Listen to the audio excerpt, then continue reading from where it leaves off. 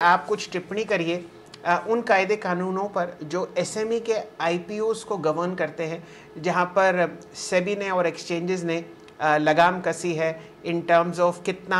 Offer for sale हो सकता है, कितना प्रमोटर का प्रॉफिट होना चाहिए आईपीओ लाने से पहले पिछले 1-2 सालों में। इससे आप क्या उम्मीद रखते हैं? क्या बाज़ार में कुछ और अच्छी क्वालिटी के आईपीओ आएंगे? क्या छटनी होगी उन लोगों में जो शायद रिटेल निवेशक का बड़ी मेहनत से कमाया हुआ पैसा उनसे छीनना चाहते हैं? तो शैलेन जी, मेरे को लगता है कि हमारा रेगुलेटर यहाँ पे बहुत ही अच्छा काम कर रहा है, क्योंकि रेगुलेटर को ये भी चाहिए कि इन्वेस्टर प्रोटेक्टेड रहे, उससे एक फ्री मार्केट मैकेनिज्म देना है। बट साथ साथ ये भी ध्यान रखना है कि इन्वेस्टर का पैसा प्रोटेक्टेड रहे। जो फंड रेस ये कंपनीज कर रही हैं उनका एंड यूज सही मायने में किया जाए,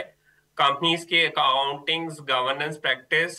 सही हो, और जैसे आपने कहा कि जो भी मतलब ऑफर फॉर सेल है और उन सब प्राइमरी पर्पसेस का सेबी को ध्यान रखना है, और एक बैलेंस रखना है कि नई कंपनीज आके एक्सचेंजेस से जुड़े एसएमई आईपीओज में, मेन बोर्ड आईपीओज में। तो सेबी इन दोनों चीजों को बैलेंस करते हुए चल रहा है कि हम देख रहे हैं कि बहुत ज्यादा कंपनीज आ रही हैं, मार्केट में लिस्ट हो रही हैं, बट हम साथ में ये देखते हैं कि इस फ्री मार्केट मैकेनिज्म में कुछ कंपनीज खासकर एसएमई स्पेस में